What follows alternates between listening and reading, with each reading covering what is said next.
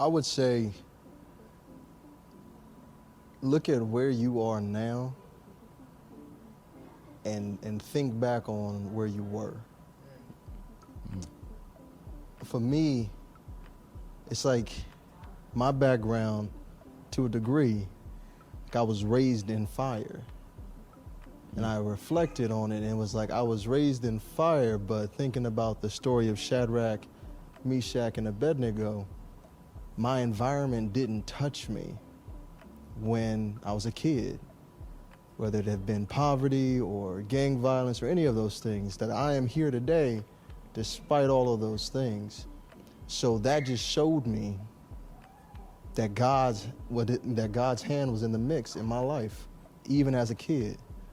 So to someone that would come from my background or know me or share a similar story as me, is kind of sit back and reflect on how far you have come despite where you came from.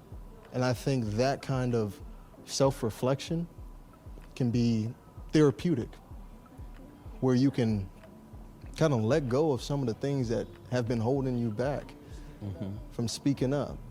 Because if I could speak up when I was a kid then, and God protected me and continued to bless me even more, why would I stop now? And I should have given this story.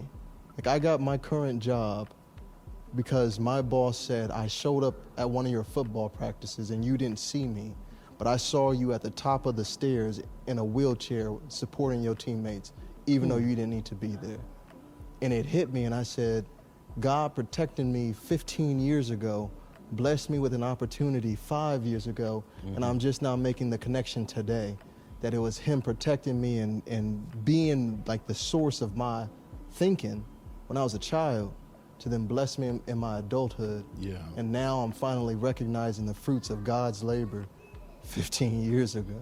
So it's just that kind of self-reflection of how has God kept you, and how are the blessings you prayed for years ago finally showing up in your life today, but you haven't recognized or reflected on the fact that it was a blessing you asked for in your adolescence.